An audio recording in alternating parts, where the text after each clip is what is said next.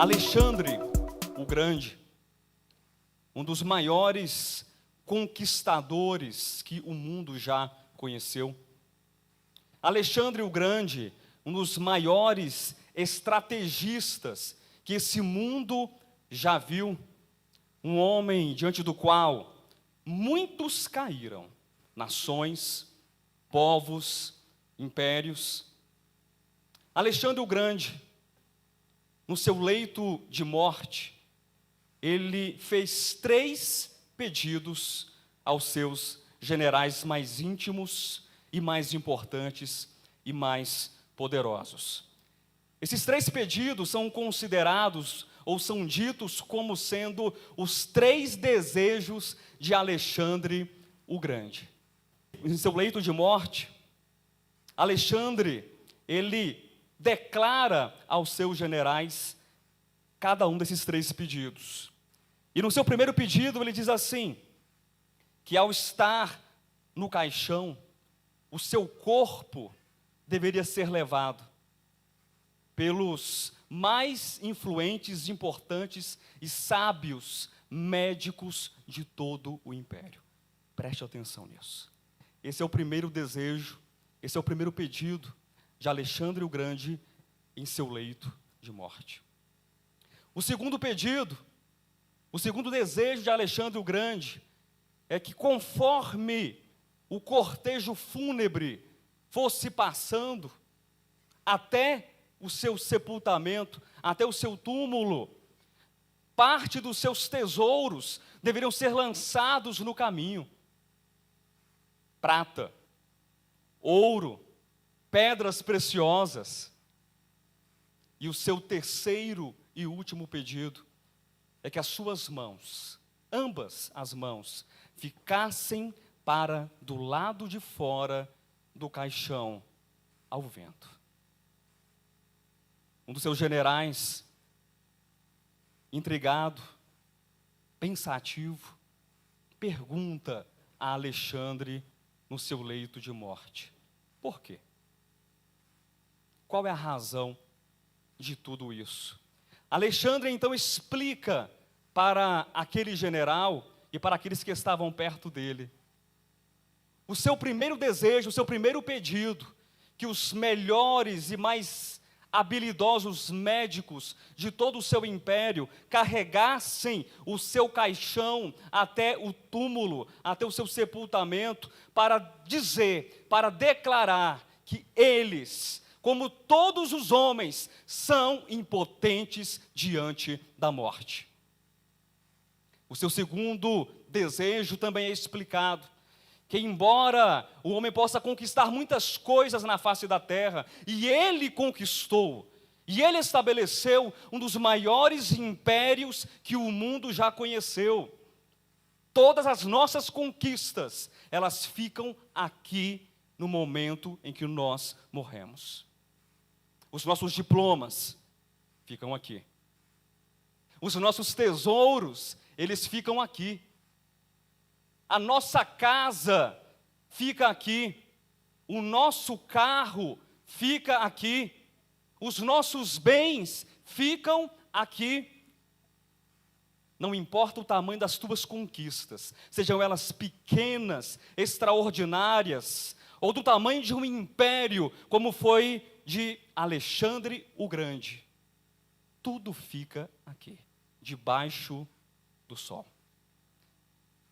E o terceiro e último pedido ou desejo também é explicado: as mãos para fora do caixão.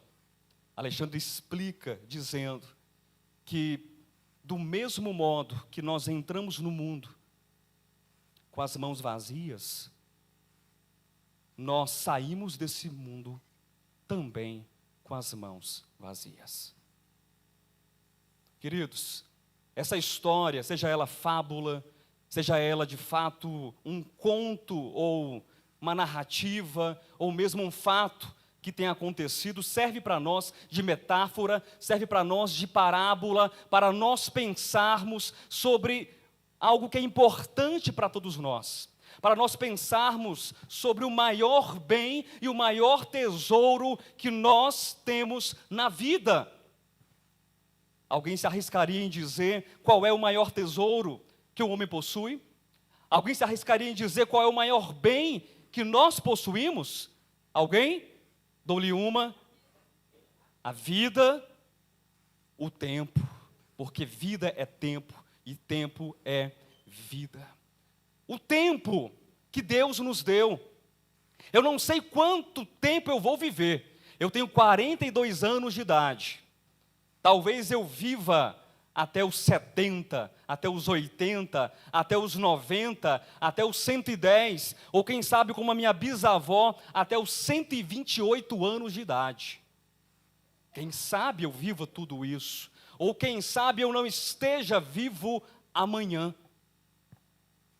Quando nós nascemos, todos nós, cada um de nós, recebeu como uma espécie de um depósito chamado tempo. E na medida em que nós vamos vivendo, esse depósito vai diminuindo, essas moedas vão se acabando e se gastando, e é importante nós pensarmos sobre o tempo, a respeito do tempo, como nós estamos vivendo os nossos dias.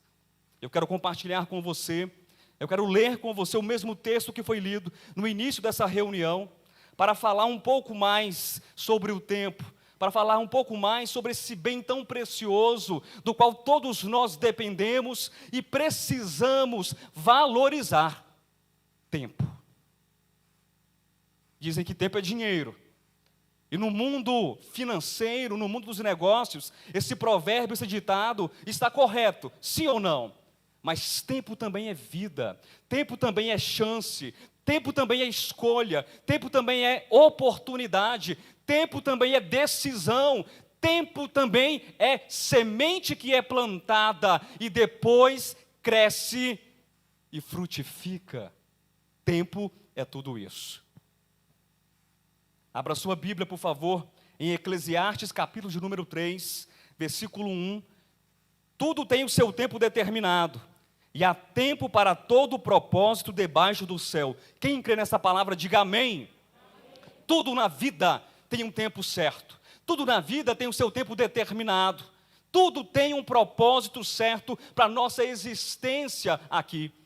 Nessa semana mesmo, no dia 11 de fevereiro, para ser mais preciso no dia, eu estava comemorando com o meu pai o aniversário dele, o seu 66º ano de vida.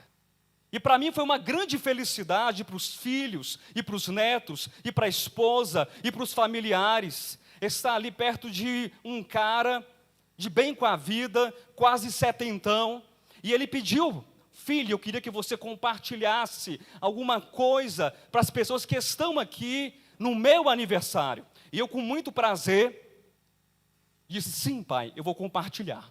E eu vou compartilhar um dos textos que eu mais gosto de compartilhar em aniversários. Seja no aniversário de 1 ano de idade, de 2 anos de idade, de 3 anos de idade, ou de 66 anos de idade, ou de 90 anos de idade. Eu compartilhei o Salmo 90, versículo 12, a oração extraordinária e fabulosa, ou parte da oração de Moisés, um homem que caminhou com Deus, que conheceu o coração de Deus, e nessa oração, Moisés diz a seguinte coisa, ele pede: ensina-nos a contar os nossos dias, para que alcancemos corações sábios. E eu disse para o meu pai, com seus 66 anos de idade, eu disse para aquelas pessoas que estavam ali, eu falei: pai, o maior e melhor tesouro que nós temos é o tempo. Mas não é qualquer tempo, não são apenas 66 anos, ou 70 ou 80, mas é o tempo que nós vivemos, sabendo contar os nossos dias diante do Senhor. Quem está entendendo, diga amém. Mas por que é necessário aprender a contar os nossos dias? Pastor, eu sei contar. Desde que eu sou pequeno, eu aprendi a contar, pastor. Sei contar até 10 milhões. Parabéns para você.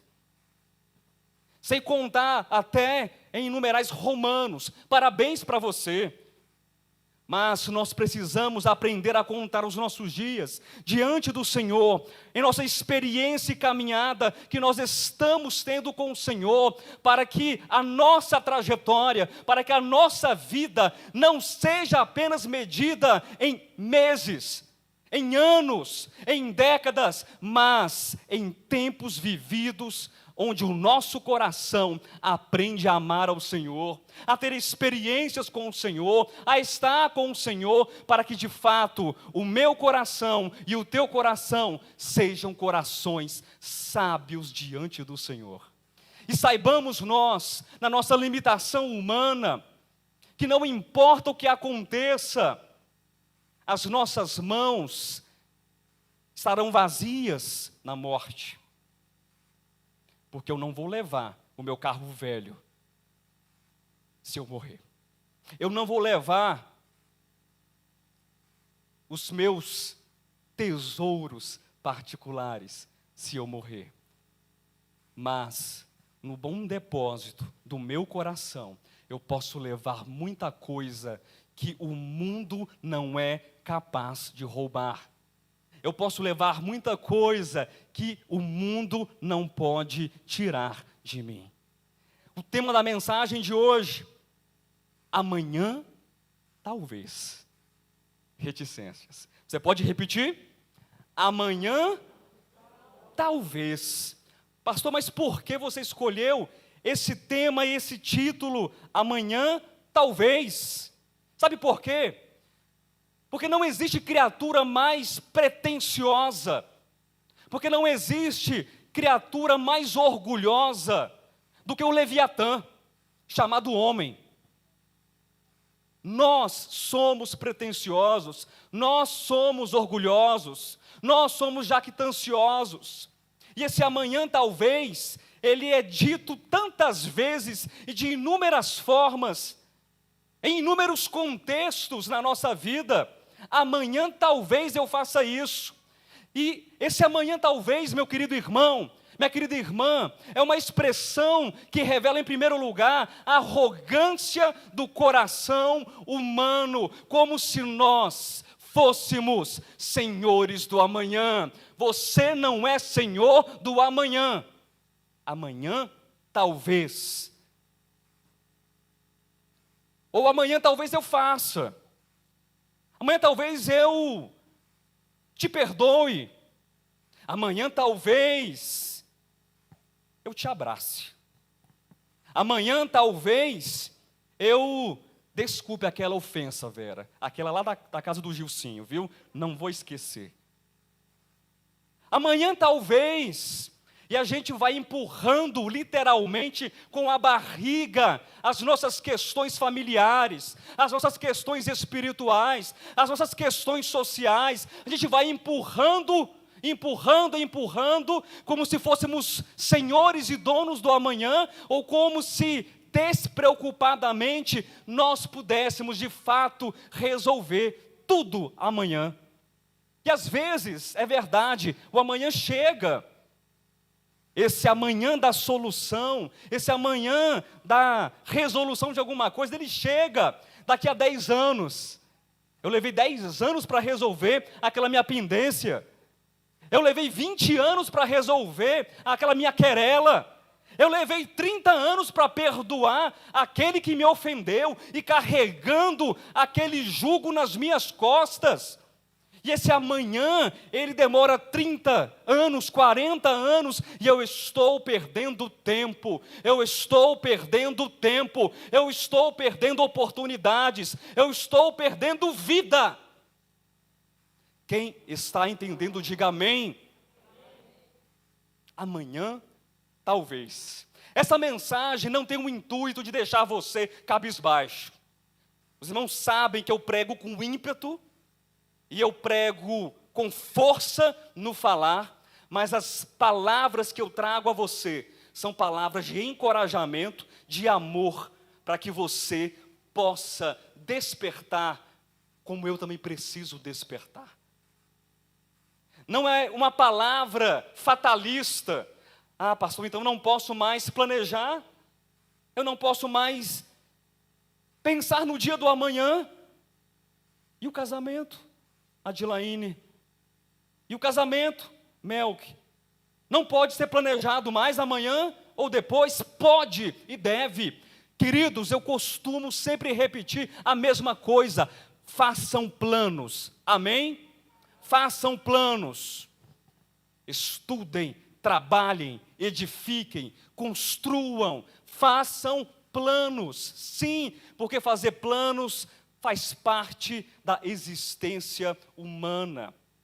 Essa mensagem não é para deixar você com medo, deixar você, de repente, pensando assim, eu preciso então resolver minha vida hoje, porque Deus vai me pegar na esquina. E eu posso falar com propriedade sobre servir a Deus com medo. É verdade, eu posso falar, porque de onde eu vim, eu servia a Deus com medo. Ou quando não era com medo, era fazendo uma barganhazinha com Deus. Quem já fez isso antes? Como costuma brincar o nosso querido bispo Alexandre, eu nasci foi no púlpito. Eu nasci foi no tablado. Nasci crente. Cresci crente. Vivi crente a vida toda, até me encontrar com Jesus.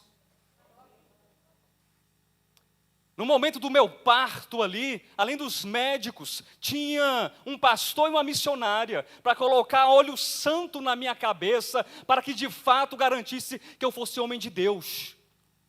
Mas nada disso resolveu na minha vida, porque eu vivia com medo e o meu tempo não era vivido para Deus. Eu quero compartilhar com você, nessa noite, tempo não como uma cobrança, tempo não como uma barganha, tempo não como sinônimo de medo para você fazer alguma coisa para Deus, mas tempo como uma responsabilidade que te conduz a ter uma vida de qualidade com Deus, espiritualmente falando. Tempo que te conduz a ter um coração de fato ensinável diante do Senhor. Quem quer este tempo de Deus para a sua vida? Glória a Deus. E nós precisamos então fazer 3 coisas: enxergar, diga enxergar, diga considerar e diga corrigir. Agora, tudo de uma vez: enxergar, considerar e corrigir. O quê? O nosso tempo. O quê? A nossa relação com o tempo. E essa mensagem vai ser desenvolvida em mais 3 partes. Na primeira parte agora dessa mensagem, eu quero compartilhar com você a nossa relação do tempo e Deus. Como nós temos que nos entender. Deus e o tempo e Deus. Na segunda parte, a nossa relação do tempo com nós mesmos. E na terceira parte, a nossa relação do tempo com o próximo. Quem está vivo, diga amém. Amém. Glória a Deus. Abra sua Bíblia, por favor. Eu separei alguns textos. E vocês sabem que eu gosto muito de ler os textos. 2 de Paulo a Timóteo, capítulo de número 1, do versículo 13 até o versículo 14. O que diz o texto? 2 a Timóteo, capítulo 1, versículos 13 e 14. Mantenha o padrão das sãs palavras que de mim ouviste, com fé e com amor que está em Cristo Jesus. Guarda o bom depósito mediante o Espírito Santo que habita em vós. Uma primeira verdade que nós temos que aprender: nós devemos guardar um bom depósito, um bom tesouro. Não se estabelece relacionamento com Deus em um tempo favorável, em um tempo em que nós possamos desenvolver uma consciência cristã iluminada, uma consciência que se amplia, uma consciência que se desenvolve para Deus, se nós não guardarmos o nosso bom depósito, o nosso bom tesouro. em Deus, em Cristo Jesus. Tem muita gente que está perdendo tempo, achando que precisa fazer coisas para Deus. De onde eu vim, eu tinha que fazer coisas para Deus. Eu morria de medo de não fazer as coisas certas, porque se Deus não se agradasse de mim, ai, filho do homem, eu te pego na esquina. E como eu disse a vocês, eu nasci em um lar cristão, eu nasci crente. E eu temia a Deus, ou servia a Deus, ou tinha tempo com Deus, por medo. Existem algumas coisas que todo filho de crente está acostumado a fazer desde pequenininho. Eu desde pequeno estava acostumado a fazer, desde novinho. Eu recebi um bico, uma chupeta e uma Bíblia, assim que eu nasci. Eu ia para a consagração com a minha mãe, com meu pai. Eu ia também para retiro. Quem conhece retiro aqui? O pessoal das antigas. Vocês conhecem, retiro. 7 dias no óleo. 7 dias no Espírito de Jeová. E também ia, desde menino, desde pequeno, para sepultamento. E naqueles sepultamentos, ou nos cultos evangelísticos, quem aqui já frequentou culto evangelístico? O pastor, ao som dos órgãos, ele geralmente cantava, ao fim da... Minha voz é desafinada mesmo, mas me ajuda aí. O labor desta vida. E aí? Quando a morte ao teu lado chegar. E aí? Vocês não sabem mais, né? Era desse jeito no velório, realmente. Meu amigo, hoje tu tens a escolha. Era desse jeito. Eu não era o único desafinado. Havia mais gente desafinada que cantava nesse mesmo chororô. E aí no final do culto evangelístico, ou mesmo no sepultamento, se fazia um apelo. Porque sepultamento de crente tem apelo. Quem sabia disso? Quem sabia disso aqui? Se você não sabia, saiba disso agora. Amanhã pode ser muito tarde para a tua vida. Você não sabe do dia do amanhã. E a gente vai criando um medo, uma angústia, um nervoso, uma dor de barriga. E a gente vai fazer o quê? Vai aceitar Jesus Cristo. Porque eu tenho que aceitar Jesus Cristo. Mas não, queridos. O tempo que nós precisamos ter com Deus não é um tempo de medo. Não é um tempo que nos faz distantes de Deus, que nos faz separados de Deus, que nos faz fazer coisas para Deus, mas é um tempo em que eu sei que há algo especial dentro de mim, o Espírito Santo habita em mim, Deus está em mim, e eu guardo esse bom tesouro, esse bom depósito, e onde quer que eu esteja, Deus está caminhando em mim, e Deus pode falar através de mim, não com medo, não através da violência. Quem entendeu, diga amém. Há um segundo texto. São muitos, eu quero ler todos os textos. Abra sua Bíblia, na 2 de Pedro. Está pertinho. Capítulo 3, versículo 9. Não retarda o Senhor a sua promessa, como alguns a julgam demorada, pelo contrário, Ele é longânimo para convosco, não querendo que nenhum pereça, senão que todos cheguem ao arrependimento. Deus não retarda a sua promessa. Pastor, mas por que Jesus não voltou ainda? Por tua causa, Cádio. Por que Jesus não voltou ainda? Por tua causa, Natália. Deus espera de modo paciente que nós alcancemos e cheguemos ao arrependimento, porque o desejo de Deus é que todo homem chegue ao pleno conhecimento da verdade. Deus quer uma metanoia, uma transformação, uma mudança em nosso coração, e isso é ter tempo com Deus.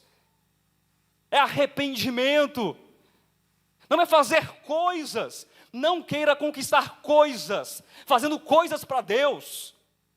Não pense você que Deus vai colocar um monte de coisas no seu patente lá, Marcão, que coloca lá na medalhas.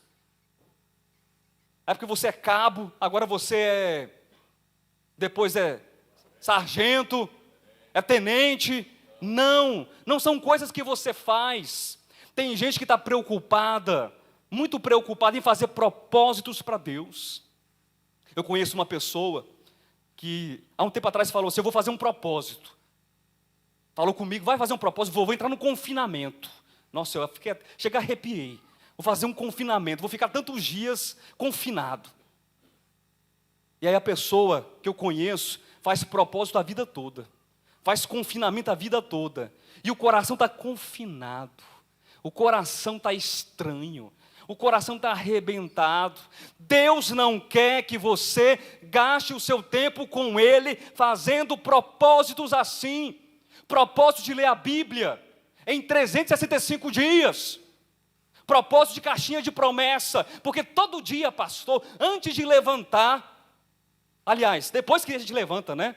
Depois de levantar, eu já abro a minha caixinha de promessa e já pego o versículo bíblico e vou ali fazendo aquela promessa. Ou vou jejuar, ou vou fazer isso, vou fazer aquilo outro.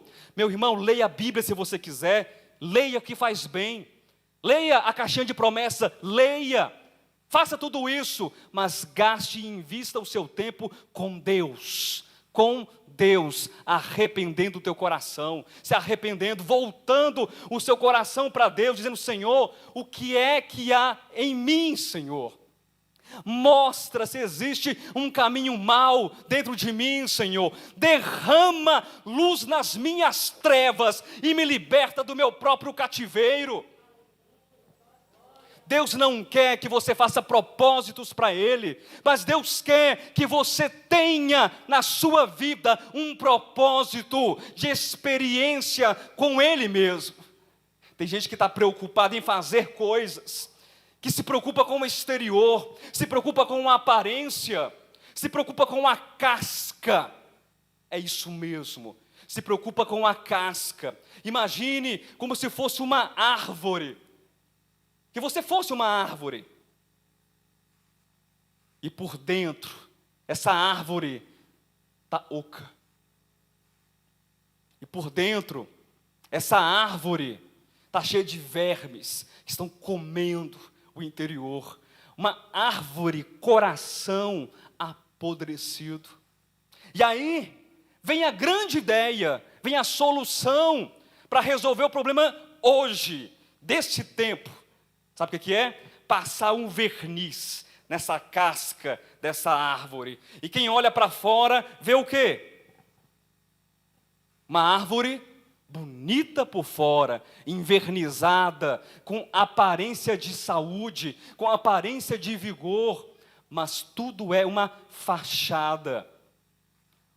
O tempo que Deus convida para que nós tenhamos com Ele, de atitude, de reação, de comunhão, é um tempo em que nós não nos preocupemos em passar verniz na casca da nossa árvore, em que nós não nos preocupemos nesse tempo em passar verniz do lado de fora do nosso coração ou do nosso corpo, mas é um tempo de comunhão com Deus, em que nós assumimos a responsabilidade desse tempo, sabendo que o que nos interessa não é o verniz da verdade, mas é a verdade como essência e como seiva para sustentar essa árvore e lhe trazer vitalidade.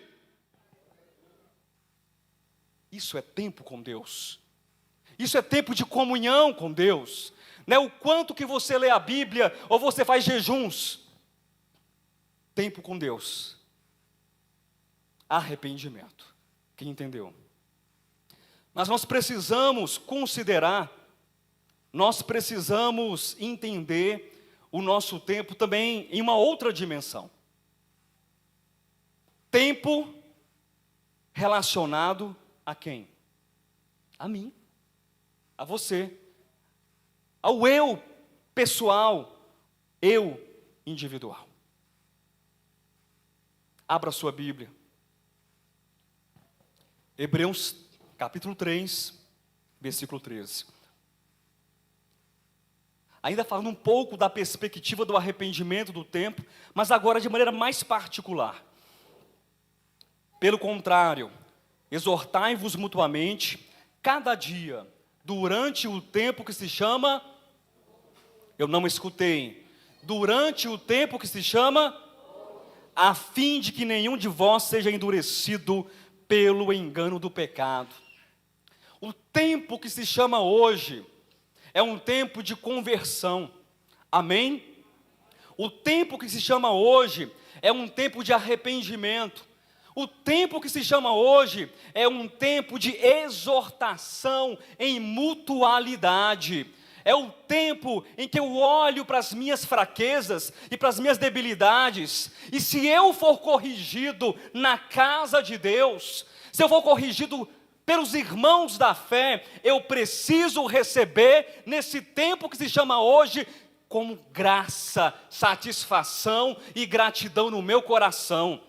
Mas tem gente na casa de Deus, na Assembleia dos Santos, quando é repreendido e exortado para o arrependimento, ele fecha a cara, ele franze a testa, ele aperta os olhos, pensando quem esse baixinho pensa que é, para ficar falando amanhã talvez, com que autoridade? Humana nenhuma.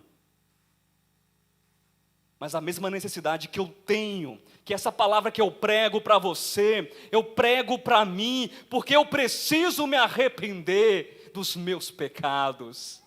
Eu preciso me arrepender das minhas convicções que estão erradas. Eu preciso me arrepender ao ser exortado pelo pastor, ao ser exortado em casa, na família, por aquele que está na fé comigo. Eu preciso me arrepender e voltar o meu coração ao Senhor.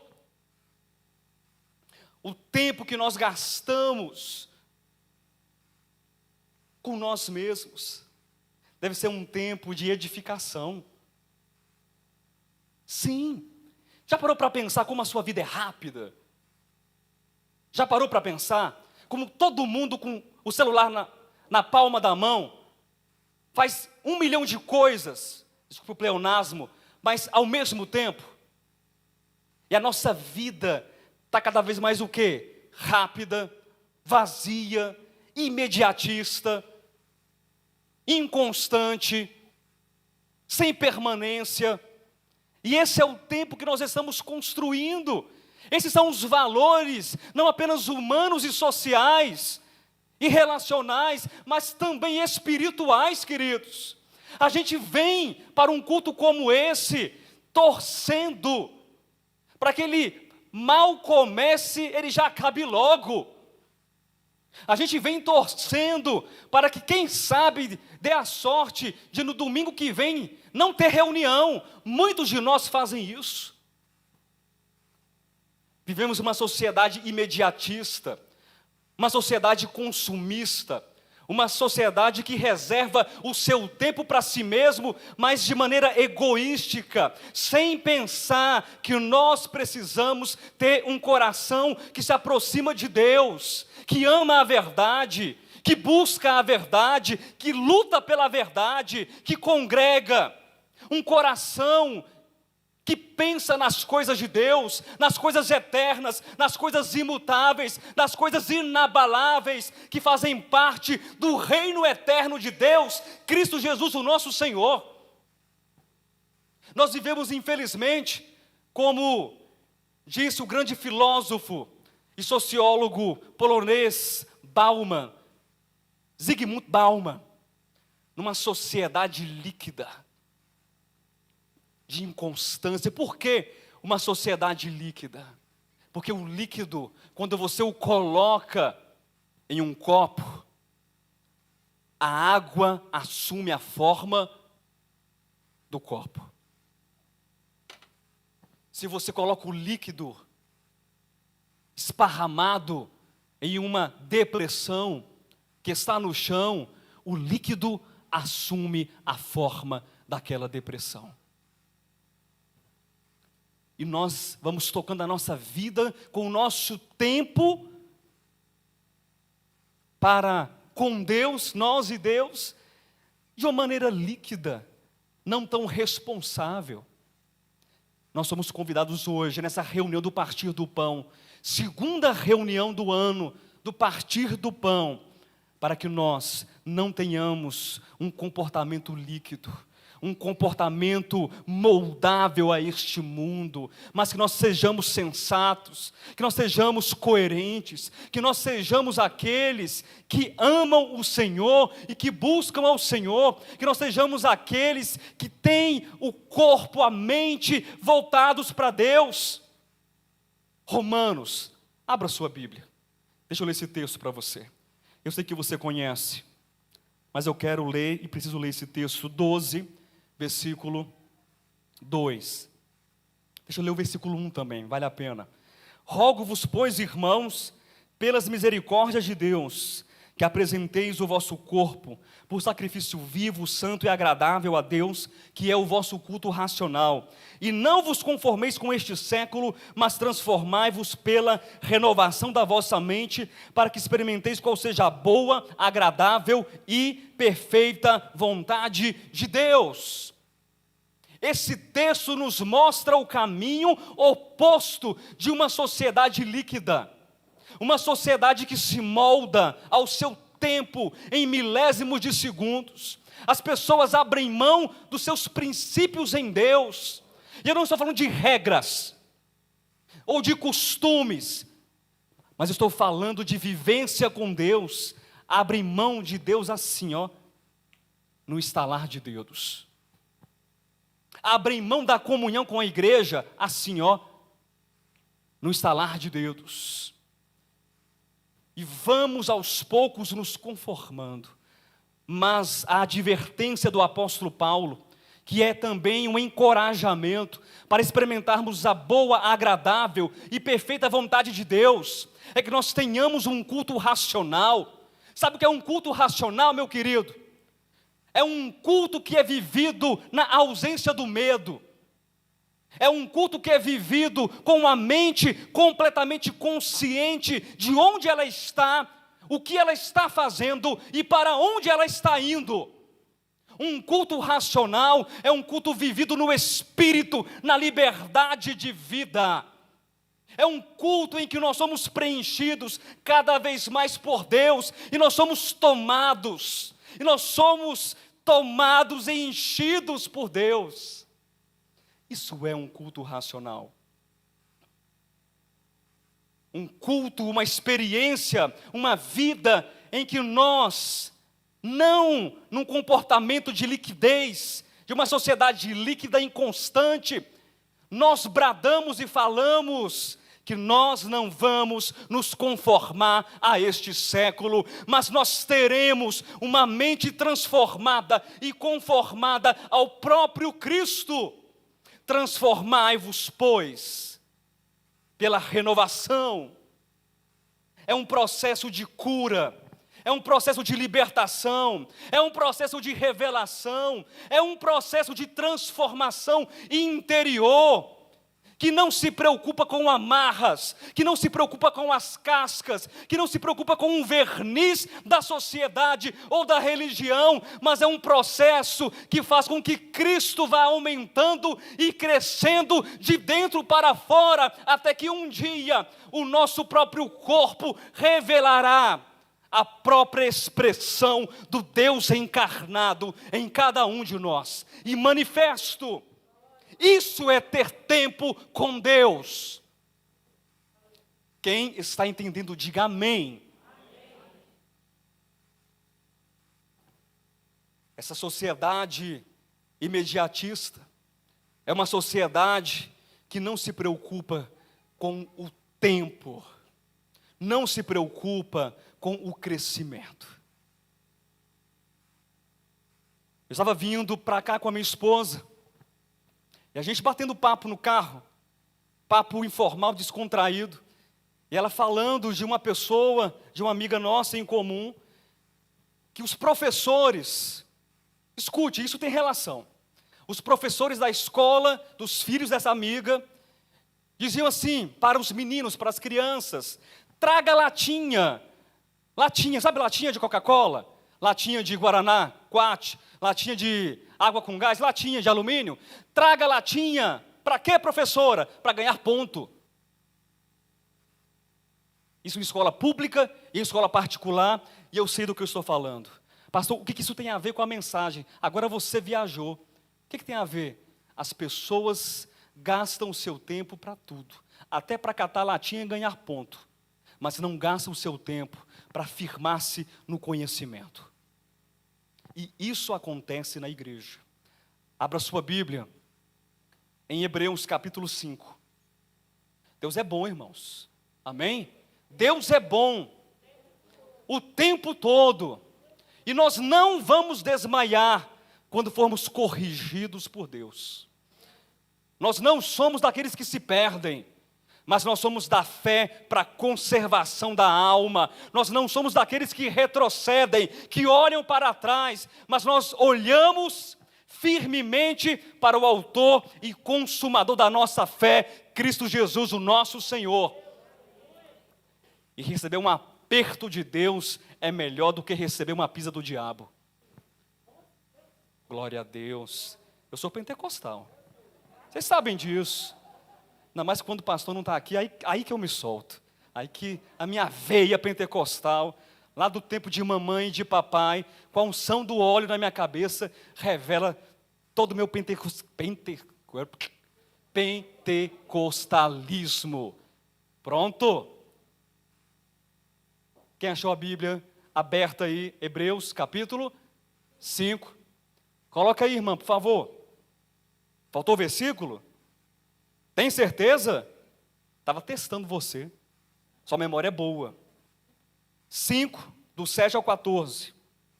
Tempo com Deus e tempo comigo mesmo. Tempo comigo para quê? Para quê? Diga, para crescer. Diga, onde você estiver aí. Diga, tempo para crescer. Quem achou? Ele, Jesus, nos dias da sua carne. Isso é tempo? Esse texto foi explicado, acho que há 2 semanas atrás. Eu não vou pregar esse texto todo, não. O pastor pregou e com uma pregação exímia, por sinal.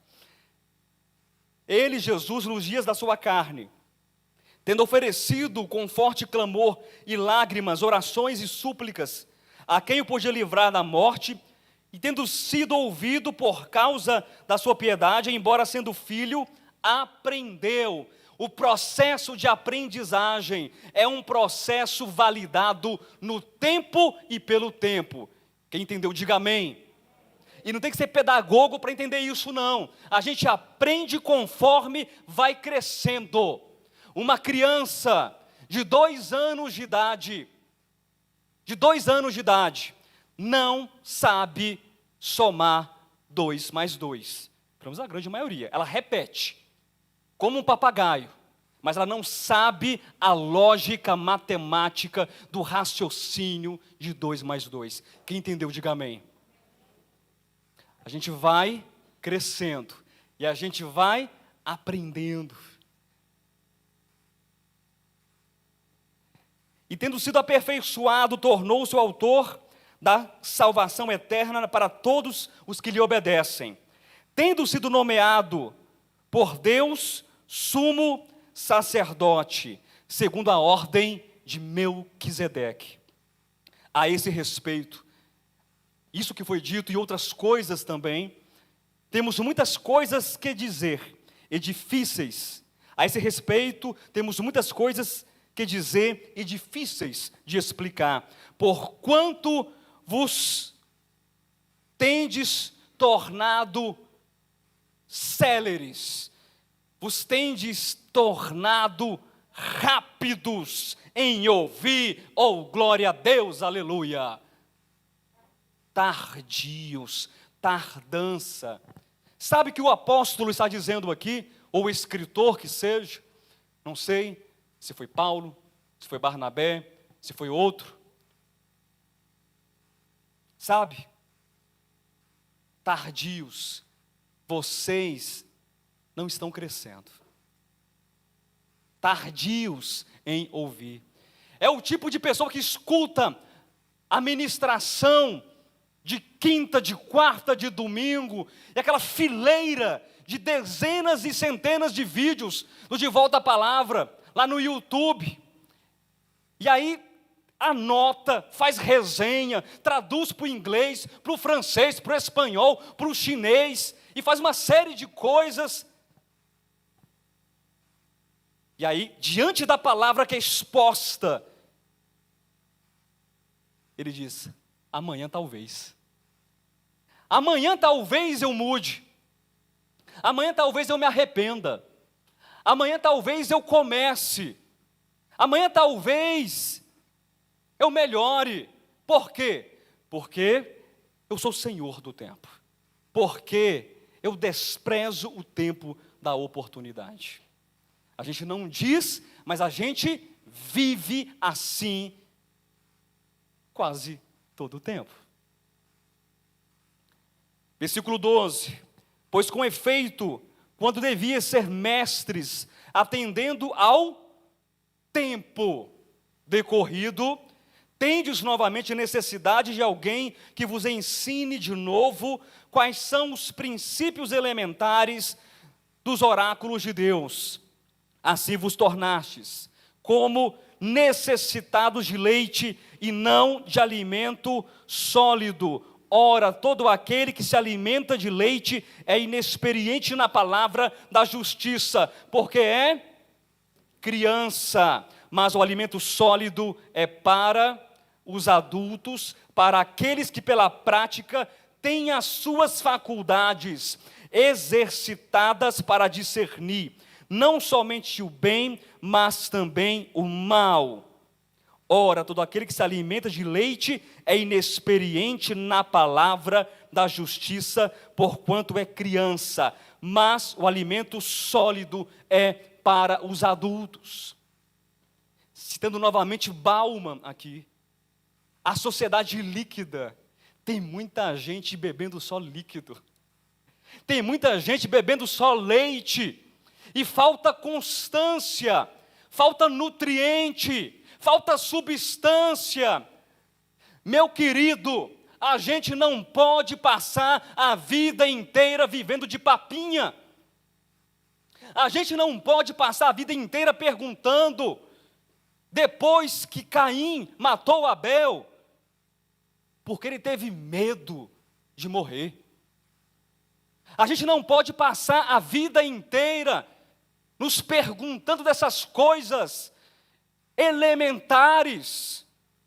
Nós precisamos crescer, nós precisamos amadurecer, nós precisamos criar corpo, ainda que não seja do lado de fora, mas que seja o corpo espiritual do homem unido ao divino, do homem unido a Deus. Eu sei que do lado de fora eu não vou crescer, mas dentro é possível. É possível crescer, mas nós precisamos parar de tomar leite e precisamos comer alimento sólido. Hoje, no tempo da oportunidade, hoje, no tempo da graça. Tempo com Deus, tempo com quem? Com você. E agora eu vou entrar numa seara que possivelmente, acredite, talvez seja a mais difícil. Tempo com o próximo. Como nós usamos o nosso tempo com o próximo. Eu, na minha experiência pastoral e na minha experiência de estudante da mente, da saúde mental, eu tenho percebido que uma das maiores dificuldades do ser humano está em se relacionar com o outro. A gente vive preso no passado, por conta de muitas coisas, coisas importantes e às vezes coisas insignificantes.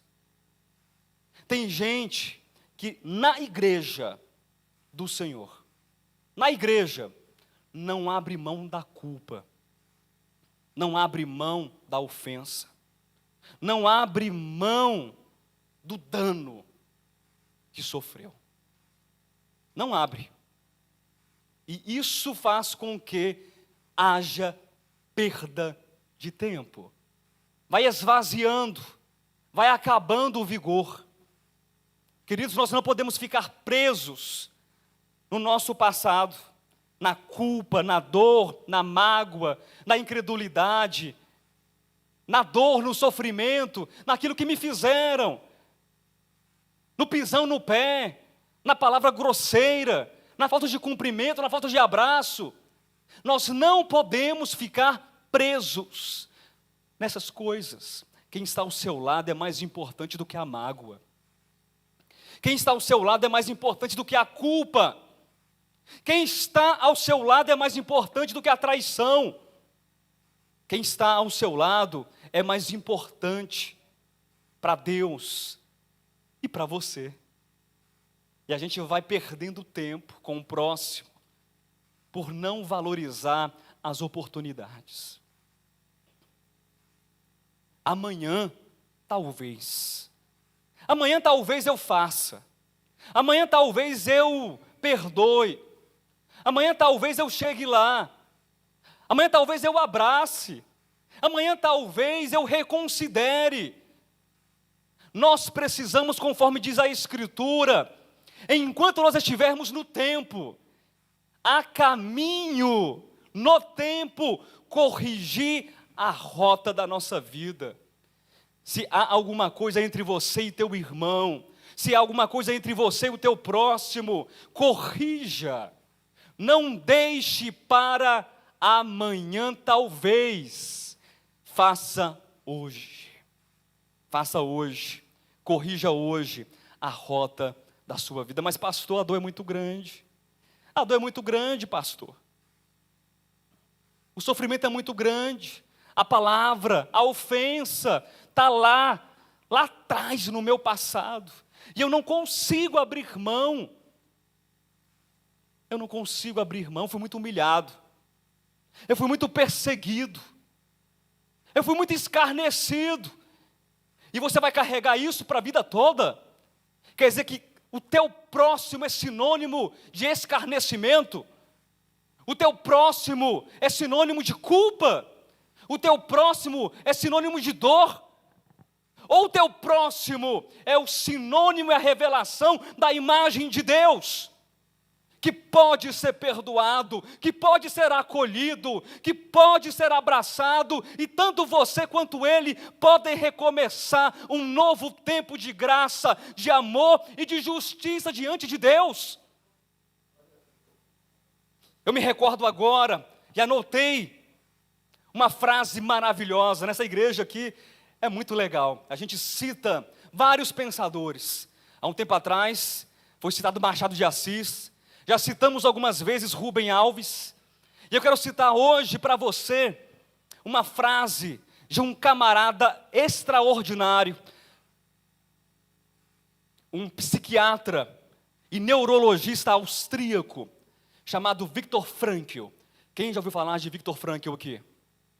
Pouquíssimos. Viktor Frankl, ele podia ter todos os motivos do mundo para ser amargo. Ele podia ter todos os motivos do mundo para ter um coração cheio de ódio. Um coração que não perdoa. Um coração que olha para o próximo e diz assim: eu não vou perdoar você. Tá, pastor? O que aconteceu com Frankl? Ele sobreviveu a 4 campos de concentração durante o nazismo. Ele perdeu o pai, ele perdeu a mãe, ele perdeu o irmão, ele perdeu a esposa grávida. Depois de ser liberto, escreveu uma obra-prima de tantos outros livros. Ele escreveu um livro fabuloso chamado Em Busca de Sentido em 9 dias consecutivos. depois que ele saiu do último campo de concentração. E uma das frases de Frankl, a respeito do passado, da dor, da culpa, da mágoa, da violência, da escravidão, da tortura, é a seguinte frase, abre aspas, o homem é filho do seu passado. Quem está ouvindo, diga amém. O homem é filho do seu passado, mas não o seu escravo, e é o pai do seu futuro. Quem entendeu? Nós somos, sim, de fato, em grande parte e medida, tanto do ponto de vista biológico, como também do ponto de vista psicológico e emocional, é uma carga hereditária. Nós somos o produto e o fruto do nosso passado. Mas nós não somos escravos dos nossos traumas.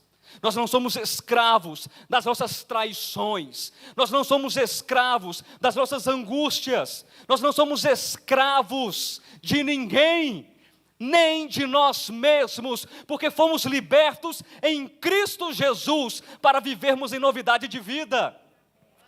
E nós podemos produzir um tempo de construção, de vida, de frescor, de abundância, de libertação e de liberdade com Deus, e apontando para o futuro e dizendo que o meu hoje será o tempo da oportunidade e da correção, e dizendo que o meu hoje será um tempo de arrependimento, que o meu hoje será um tempo de perdão, de graça e de misericórdia, e o meu hoje será então, por antecipação, algo que produzirá um futuro melhor, e todos nós seremos pais e mães de um futuro diferente, não mais amarrado às nossas dores, não mais amarrado às nossas angústias e violências. Querido, tira o peso dos teus ombros, tira. Pastor, você está falando para mim? Sim, estou falando para você. Você não conhece a minha vida, mas é para você e é para mim. Posso ler um texto? Abra a sua Bíblia.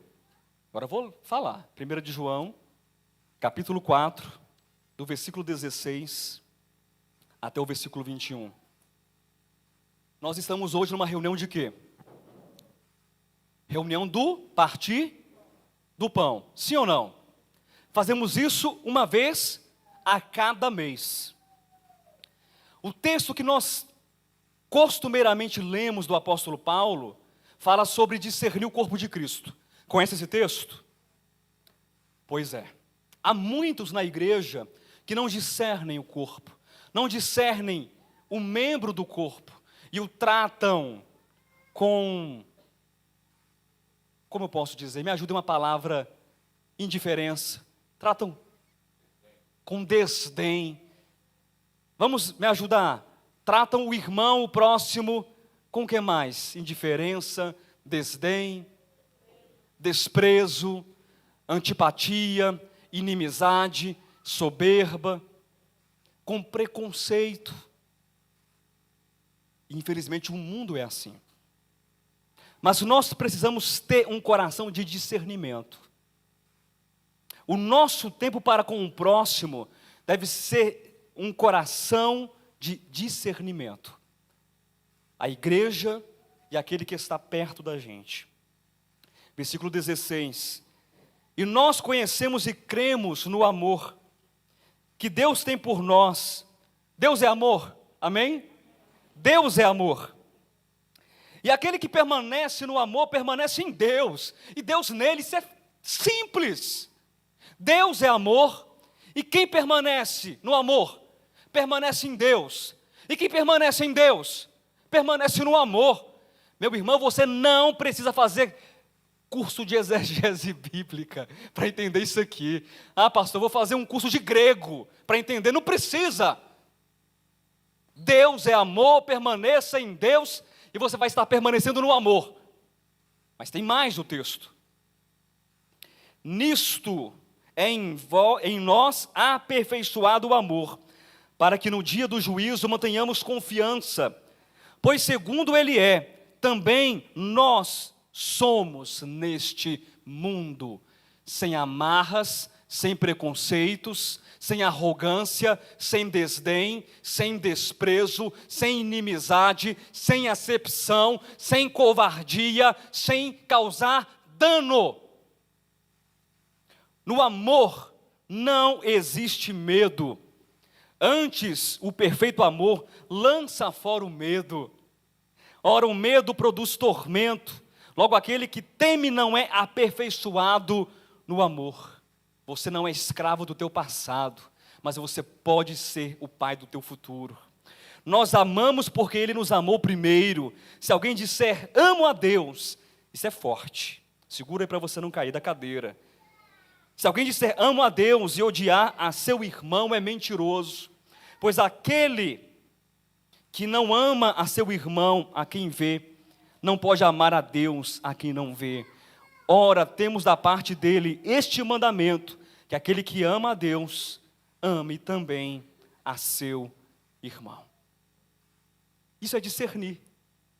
É discernir quem está perto de você, sem se preocupar se aquele que está perto de você é orelha ou nariz no corpo de Cristo, se ele é boca, se ele é dedo mindinho, se ele é sobrancelha, se ele é cílio, se ele é baço, se ele é fígado, mas ele é membro, faz parte do corpo de Cristo, e você precisa dele, e ele precisa de você, e aquele que não é membro do corpo de Cristo, também carece do teu amor, do teu favor, do teu abraço, do teu perdão e da tua misericórdia, porque nós somos assim como Deus é.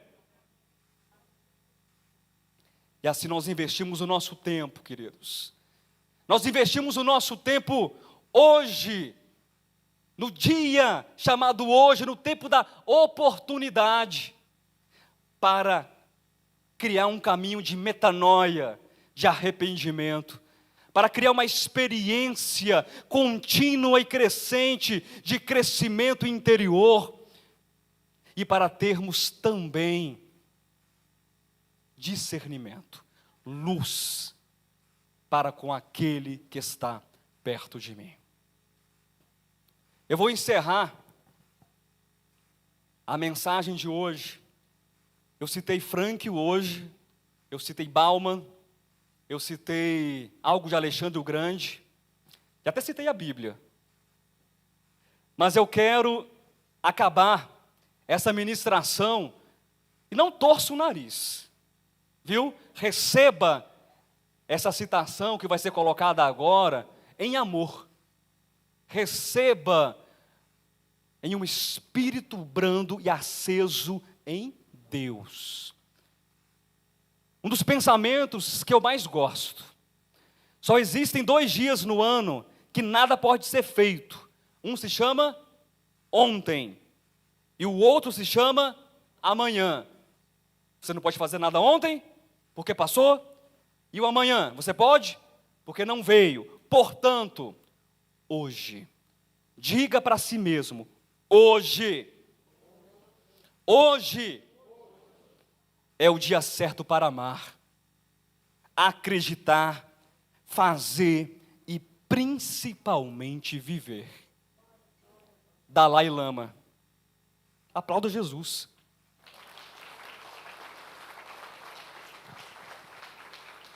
É Jesus, não é o Dalai Lama. Hoje é tempo para viver, amar, acreditar, construir. Amanhã talvez, não. Hoje eu farei tudo o que estiver ao meu alcance. Para com Deus, para comigo e para com o meu irmão.